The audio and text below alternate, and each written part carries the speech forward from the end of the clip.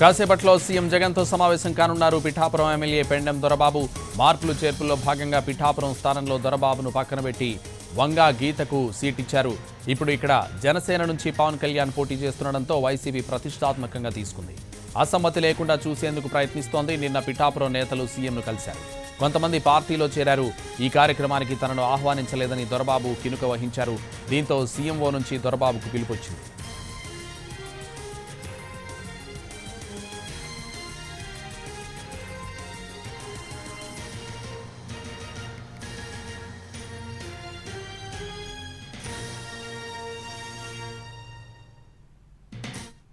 కాసేపట్లో సీఎం జగన్తో సమావేశం కానున్నారు పిఠాపురం ఎమ్మెల్యే పెండెం దొరబాబు.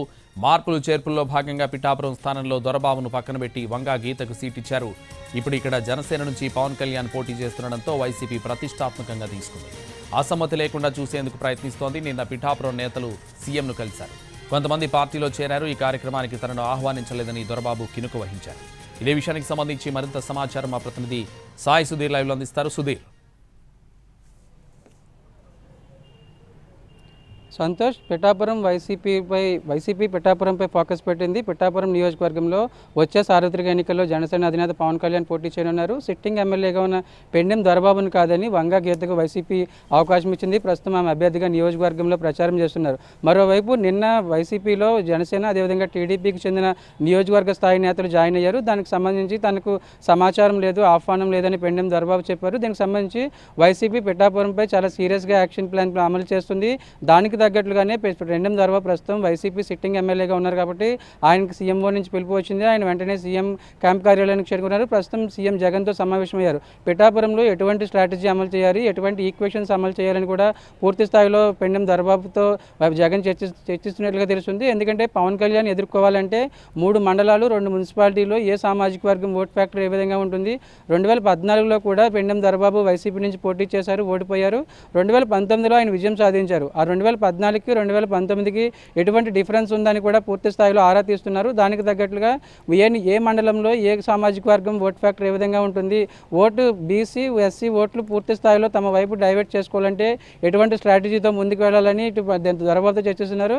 ఎందుకంటే ఇతర పార్టీల్లో అసంతృప్తులను తమ వైపు తీసుకుంటేనే మరోవైపు సొంత పార్టీలోనే, ఎందుకంటే పెండెం దొరబాబు సిట్టింగ్ ఎమ్మెల్యేగా ఉన్నారు కాబట్టి ఆయనకు సీటు రాకపోవడంతో ఆయన వర్గం పార్టీ కార్యక్రమాలకు కొంచెం దూరంగా ఉంటున్నారు, పార్టీలో ఇన్యాక్టివ్గా ఉంటున్నారు. అటువంటి సమయంలో ఆయన తిరిగి యాక్టివ్ చేయడం, అదేవిధంగా తిరిగి అధికారంలోకి వచ్చిన తర్వాత తగిన ప్రాధాన్యత కల్పిస్తానని వంగా గీతతో కలిసి పనిచేయాలని దొరబాబుకి సీఎం సూచించినట్లుగా తెలుస్తుంది. దానికి తగ్గట్లుగా కూడా దొరబాబు ప్రస్తుతానికి అయితే కన్విన్స్ అయ్యారు. ఎందుకంటే ప్రస్తుతం పిఠాపురం నియోజకవర్గానికి సంబంధించి వైసీపీ చాలా ప్రతిష్టాత్మకంగా తీసుకుంది. పవన్ కళ్యాణ్ని ఓడించాలని అన్ని రకాలుగా ప్రయత్నాలు చేస్తుంది. ఓట్ల పోలరైజేషన్, అదేవిధంగా పోల్ మేనేజ్మెంట్ ఏ విధంగా జరగాలి, సామాజిక వర్గాలు సమీకరణాలు ఏ విధంగా ఉంటాయని కూడా పూర్తి స్థాయిలో దృష్టి పెట్టింది. పిఠాపురం నియోజకవర్గానికి సంబంధించి 1989 నుంచి చూసుకున్నట్లయితే ఒకసారి గెలిచిన పార్టీ రెండోసారి ఎప్పుడు గెలిచిన సందర్భాలు లేవు.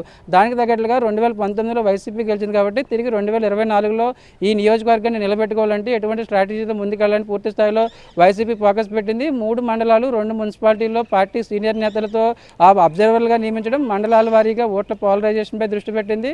ఎందుకంటే కాపు ఓటర్లు నియోజకవర్గంలో మొత్తం 2,30,000 ఓట్లకు గాను దాదాపు 95,000 ఓట్లు కాపు ఓట్లు ఉన్నాయి కాబట్టి మిగతా ఎస్సీ బీసీ ఓట్లు కలిస్తే, ఎందుకంటే ఎస్సీ ఓట్లు దాదాపు 85,000 ఉన్నాయి, మరోవైపు బీసీ ఓట్లు 30,000 ఉన్నాయి. ఈ 2 ఓట్లని కలిసి ఈ 2 ఓట్లలో మెజార్టీ ఓట్లు తమ వైపు తిప్పుకుంటే విజయం ఈజీ అవుతుందని వైసీపీ ఒకవైపు ఓట్లు ఏదైతే పోల్ మేనేజ్మెంట్పై దృష్టి పెట్టింది. మరోవైపు ఇతర పార్టీలో జనసేన కావచ్చు, అదేవిధంగా టీడీపీలో అసంతృప్తులుగా ఎవరున్నారో 2019లో జనసేన అభ్యర్థిగా పిఠాపురం నుంచి పోటీ చేసి ఓడిపోయిన మాకినేడి శేషకుమారి నిన్న సీఎం సమక్షంలో పార్టీలో జాయిన్ అయ్యారు. అయితే ఆ కార్యక్రమానికి తనకు ఎటువంటి ఇన్ఫర్మేషన్ లేదు, పార్టీ నుంచి కావచ్చు, అదేవిధంగా పార్టీ పెద్దల నుంచి తనకు ఎటువంటి ఆహ్వానం లేదని దొరబాబు తన సన్నిహితుల దగ్గర ఈ విషయంపై కొద్ది గురిగానే ఉన్నారు. దీనికి సంబంధించి వైసీపీ అధినాయకత్వం కూడా వెంటనే అలర్ట్ అయింది. పిఠాపురం నియోజకవర్గం చాలా ప్రెస్టేజ్ నియోజకవర్గం కాబట్టి ఖచ్చితంగా వచ్చే సార్వత్రిక ఎన్నికల్లో పవన్ కళ్యాణ్ ఓడించాలంటే పాత కొత్త నేతలను ఏకతాటిపై కలిసి పనిచేయడం, అదేవిధంగా చిన్న డిస్టర్బెన్స్ ఉంటాయి. అదేవిధంగా సిట్టింగ్ ఎమ్మెల్యేగా ఉన్న దొరబాబుకు సీట్ రాలేదు కాబట్టి ఆయన వర్గం కొంచెం దూరంగా ఉండే అవకాశం ఉండడం కాబట్టి ముందుగానే వైసీపీ అధినాయకత్వం అలర్ట్ అయింది. దొరబాబుకు సీఎంఓ నుంచి పిలుపు రావడం, ప్రస్తుతం ఆయన సీఎం జగన్తో సమావేశమయ్యారు. నియోజకవర్గంలో ఎటువంటి ఫ్యాక్టర్స్ పనిచేస్తాయి, ఏ విధంగా ముందుకెళ్లాల్సి ఉంటుందని పూర్తి స్థాయిలో చర్చిస్తున్నారు. దానికి సంబంధించి ముద్రగడ పద్మనాభం కూడా 2009లో పిఠాపురం నుంచి పోటీ చేసి అప్పుడు ట్రయాంగిల్ ఫైట్లో ప్రస్తుతం వైసీపీ అభ్యర్థిగా ఉన్న వంగ గీత పైన ఆమె ఓడిపోయారు. కాబట్టి ప్రస్తుతం ముద్రగడ పద్మనాభం సేవలు ఏ విధంగా వినియోగించాలి, మరోవైపు దొరబాబు అదేవిధంగా గీత బీసీ సామాజిక వర్గం సంబంధించి ఓటర్లను ఏ విధంగా తమ వైపు తిప్పుకోవాలని కూడా పూర్తి స్థాయిలో వైసీపీ అధినాయకత్వం ఫోకస్ చేసింది. Santosh. Right, thank you Sudheer.